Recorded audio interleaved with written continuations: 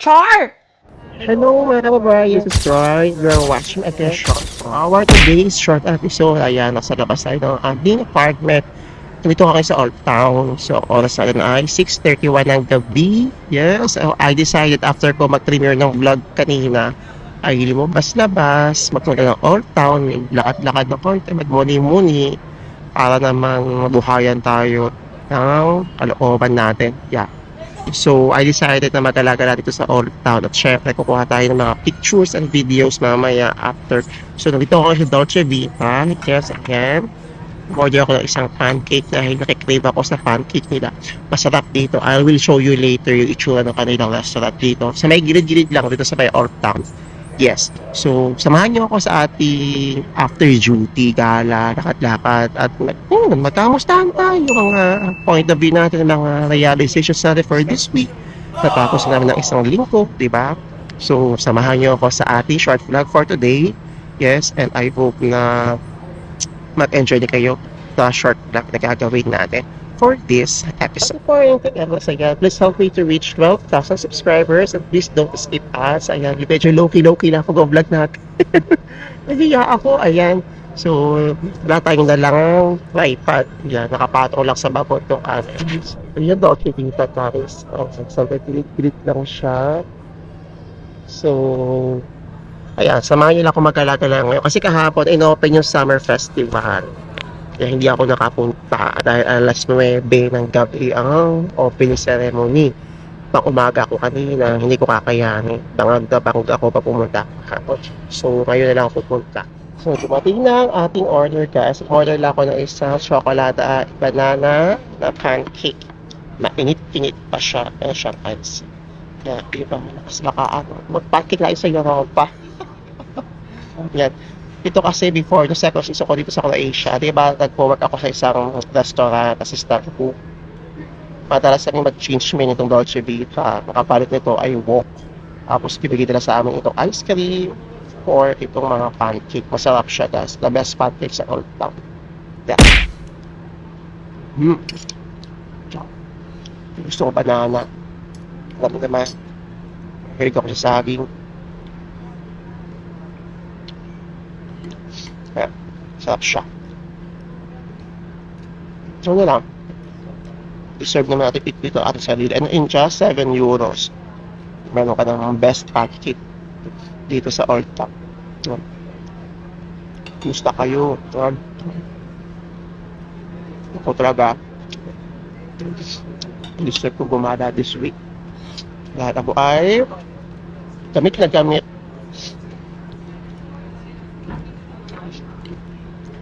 Trabaho. Diba? Nag-duty ako ng full day last time ng Tuesday. Puro paleta. Nag-deliver ako sa port. Dami. Inaantay ko na lang talaga ang sahod. Next week pa yung sahod namin. Kasi ang sahod ko dito is every 15. Hopefully, ay worth it naman. Pagod ko. Siya sa huling ko. Kasi dito guys, sa supermarket, iba. Although may list ako.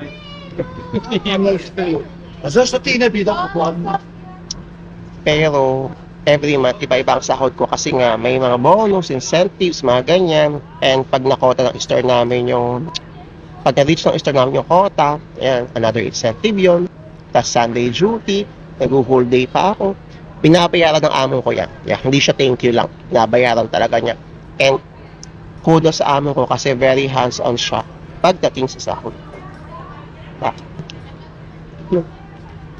Wala na ako pakialam ko pag tingnan nila ako dito. Nailang kasi ako guys.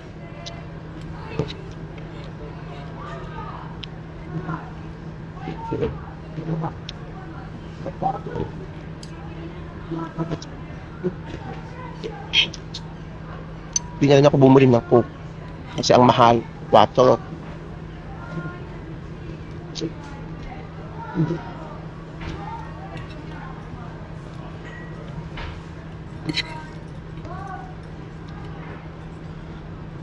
Siya ganun katamis, pero sarap siya.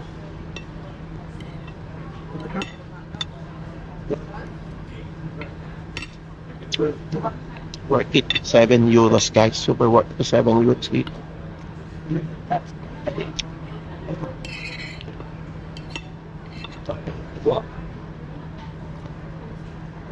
Wala rin hidden charges. Service fee, wala.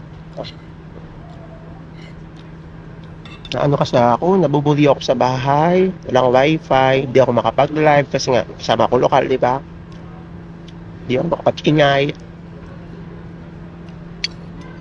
Actually, pinag-uusapan namin ng amo ko yan. Another, ito na naman, sa Monday, kasi pinagpahinga niya akong 2 araw eh. Yun yung din, kabayaran din yun, di ba? Nag-full day duty ako. Bukod sa another pay yun, pinag-day off niya akong 2 araw. Nangiram nila ako, ibang ewan ko ba, takang-taka talaga nga ako yung araw na yun. Sa dinabi namin pwedeng mag-duty ng panghapon, mga papasok ng panghapon sa anumang store. Doon sila kumuha sa mag-street duty na galing ng umahaw. Kakaloka talaga. Hindi talaga naiintindihan. Hindi ko maintindihan yung logic nila doon. Pero mahalaga naman, nakaraos tayo. Tsaka good thing na hindi ganun kadagsa yung mga customers doon sa pinagdutihan ko last Tuesday. Okay lang. Maliit lang. Mamaya dito ako pupunta. Ayan, talabas nga. I-picture tayo. Kakain muna ako guys. Tapos, balik ako kayo later. Okay guys, ayan. So, tapos na tayo kumain. Nandito tayo kaya sa Main Street. Actually, dito Main Street. Yan. Sa may Eskinita. Nag-start na ako kumuha ng mga picture and video. So, wala akong dalang tripod. Dahil grabe, ang mahal ang bilihin dito. Diyos ko, bumili ako ng tubig. Yung kasing size na yung Coke mismo. Pakita ko sa inyo. Ito, ayan. Diyos ko, 2 euros, 2.19. Nasa 120 plus in pesos. Grabe, ang taas ng bilihin talaga dito. Naloka ako. Kaya pag pupunta kayo dito, sama kayo sa Croatia, baon kayo lagi ang tumbler. Ako kasi ay nakaligtaan ko magbaon ng tumbler kanina. Ayan. So, try ko lang maglakad-lakad muna ngayon dito. Wait lang. Pakita ko sa inyo ito port. Ito yung port ng Dubrovnik.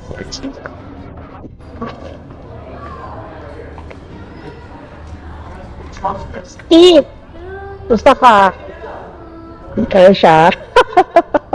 Karga kita. Punta lang ako. Okay. Ayan. Diba? May kabayan dito. Ayan. So, ito yung port ng Dubrovnik. Ayan. Ayoko yung makasing abalahan yung mga kabayan dito while working, guys. Diba? Hindi nakaka-professional yung gano'n. Ayoko i-take advantage. Kaya yung karaka. Kita yung karaka. Ang ganda diba? Okay. So, dito muna ako sa sulok para makapagsalita naman ako ng maayos dahil hindi ako makapagsalita ng maayos. Ayan. So, nag-start na ako kumuha ng mga pictures and videos ngayon. Pero, grabe, ang daming tao. And good thing na lang na hindi gano'n sobra kapasok at hindi ang init ng panahon ngayon dito. Yeah. So, nag-iikot-ikot lang ako. Nakita ko yung crush ko kanina. Sure. Ang landing. Ayan. So, hopefully, maganda kayong palabasan ng video yung gagawin ko. Kasi hindi ko pa alam kung anong team, anong klase yung video yung gagawin ko ngayon. Ayan. So, ayoko abalahan yung kabayan kanina kasi siya ay nagtatrabaho. Sabi ko nga ayoko i-take advantage yung ganun. Kasi ayoko makaabala. Alam ko yung hassle. Alam ko yung nahahati yung attention mo bigla, di ba? Yung chumichika sa'yo, pero meron kailangan trabahuin, di ba? So, tama na yung ganun lang. So, hindi po ako ganun, nakabayan, naggumagawa ng mga vlogs. Naiya kasi ako, oo. Makasabi nila, no? Siguro ayaw, pagkakakitaan na naman ako. Actually, totoo naman, oo. Ayan. So, balik ako kayo mamaya, guys. Tapos, try ko po tayo isa sa mga favorite spot ko dito. Nag-heart to heart talk tayo kung anong pwede mga pag-usapan. Pero, ito muna, kagala-gala muna ako dito, oo. And then, try ko ipakita sa inyo yung final result. Pero, maybe ibang kanta yung gagamitin ko doon sa sa video i-present ko sa inyo dito sa channel kasi baka makapiright tayo. Ayan, so maglalakad-lakad lang ako guys and then balikan ko kayo mamaya. Okay, see you later. Ayan guys, so nakalabas na po tayo ng ayan tayo maglakad-lakad banda rito. Ito sinasabi sa inyo, isa sa mga favorite spot ko dito sa Dubrovnik. Yan. Ang tao. Alam mo, grabe yung mga turista dito. Sobrang takak na takak. Ang kanilang mga suot. Alam mo, talagang ine-enjoy talaga nila. Tayo kaya tayo gano'n. Anyway, sa'yo. So, Hagarder Verso, saan talaga tayo? Pero i-push natin po. Kaya pupuntahan natin yung isa sa mga hidden spot na gusto pupuntahan lagi. Dito sa Dubrovnik. Lang. Basta, ay yung bus sa sakyan ko. Ano tayo?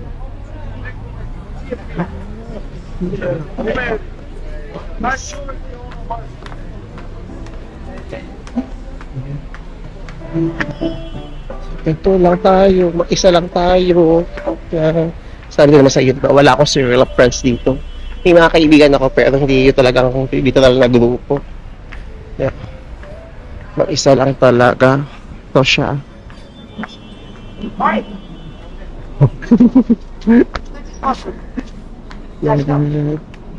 So, wala na ako pakialam kung mailang baba ako dito. Pagtinginan ako ng mga tao, nag-vlog ako, kailangan ko na siyang i-push. Kaya hindi na mismo ako nahihiya. Anyways, ito, pakita ko sa inyo isa sa mga gusto ko puntahan dito. Papuntang Lavrian na Fortress. Diba? Ang kalmado lang niya. Tahimik. So, pwede natin akyatin yung cast. Try natin. Try din tayo sa may papuntang park.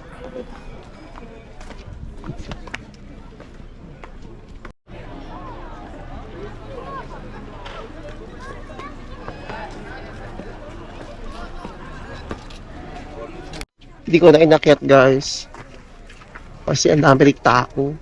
Well, try ko na lang humanap ng isang pwedeng space dito, pwede ko maupuan.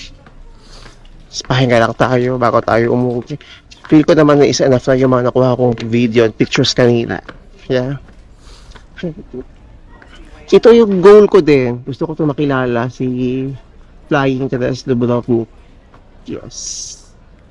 Ang gaganda ng mga outfit niya. Kasi di na ako pwede mag-gown dito, di ba? Yung mga mahabang gown na lumilipad-lipad talaga sa ere. Oo, ang ganda ng mga pictures niya. Yeah, goal ko din maging photographer dito ng Flying Terrace Dubrovnik. Malay natin, di ba? Ayan. So, wala lang. Nag-decide lang talaga pumunta ng Old Town. Kasi, gusto ko lang makapaglakad-lakad mag-isa. Kahit ganito, kahit pagod ako. Yeah. Gusto ko lang makapaglakad-lakad mag-isa. Makalaman sa accommodation.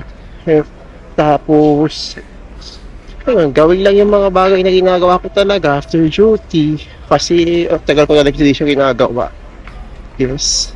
So, dito tayo sa may kabila. Sa may Dubrava. Wait lang. So, parang lang pa. Hindi ko na alam kung ako uupo. Siya. Bakit? 5 minutes pa bago dumating yung bus. Sasakyan ko pa uwi. So siguro baka dito na lang ako. Baka nagkaantay ng bus. Ayun lang, short vlog lang naman to. May ma-upload lang din ako sa channel natin. And ang main purpose talaga bakit ako pumunta ng Old Town ay sa pictures and videos. Yeah, hopefully ay maging maganda ang palabasan. So yun, yeah, hindi ko pa rin alam kung ano pa mangyayari sa akin sa bahay kasi naayos pa rin namin till now, kaya rin ako umalis kasi hindi ako makapagpahinga ng maayos. Ewan ko ba, hindi talaga komportable kasi hindi ako makapaglinis ng bahay kasi hindi lang naman gamit namin nandoon. Yung mga ibang gamit din kami na hindi namin pwede magalaw, so hindi talaga ako makapaglinis. Yeah, and ako ay kating-kati na, oo. Hopefully by this week maging maayos na lahat, di ba? Makapagbalik vlog tayo everyday, live tayo everyday, di ba? And ayun, yun lang talaga nilook forward ko, maging maayos yung sitwasyon ng bahay. Kasi yun lang talaga. Kaya sa mga nag-a-apply sa store ko, yan, di ba? Like ko lang sinasabi, hintayin nyo lang guys kasi problema talaga yung provide ng bahay. Wala para talaga sila mabibigay ng bahay para sa inyo. Inagawan pa ng paraan. Pero kailangan talaga ng tao. Pero ang challenge naman sa kumpanya ngayon, ay mabigyan ng accommodation. Usually kasi ang mga apartments dito ngayon sa Dubrovnik ay naka-Airbnb. Syempre mas malaki ang kita sa Airbnb guys, 'di ba? So challenge talaga sa company yung pagpo-provide ng bagong accommodations ng mga bagong staff. Yung last time na pinuntahan namin with Pinoy from Bahrain, 'di ba? Kasama na doon yung mga from Nepal, 'di ba, sharing. So grabe. Hay, buti nga sana may marami na aplikanteng mga third world nationals. Ang problema talaga ay bahay. So I will let you know kapag okay na. Pero don't worry naman, yung mga applications naman ninyo ay nasa amo ko na. We will see what will happen. Basta wag lang kayo mag-rely pa kasi nga ang hirap na sitwasyon kapag walang accommodation. Kailangan libre ang accommodation natin.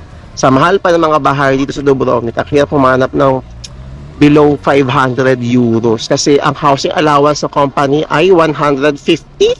Yeah, kung di ako nakakamali, per pax. So, sa kahahanap ng 150 na room, diba, 300 na bahay, yan talaga ay above 400 ang mga apartments dito, excluding pa ang tubig, kuryente. Yes. So, ayan, in 2 minutes, meron ng bus na paparating dito. And salamat sa pagsama sa ating exing vlog for today. And I hope na pasuportahan pa rin po ninyo ang ating channel and please help me to reach 12,000 subscribers. Yes, wala na akong pakilap talaga kung pagtingin ako ng mga tao dito. Kailangan ko na i-push to. Kailangan ko maging comfortable ba? Kailangan ko maging confident sa pag-vlog in public. Yan, ipupush na ng bonggang-bongga to. Oo. Ayan. Salamat sa hindi pag-skip ng ads, guys. And yun nga, kung meron pa kayong mga gustong request na content na gusto nyo gawin ko, go, i-comment nyo lang yan. Malay nyo, yan ang ating maging next content sa ating channel. Ito na yung bus. Yeah. So, sasakay na ako ng bus, guys. Thank you so much for watching and see you soon po. Keep Asia. Ciao!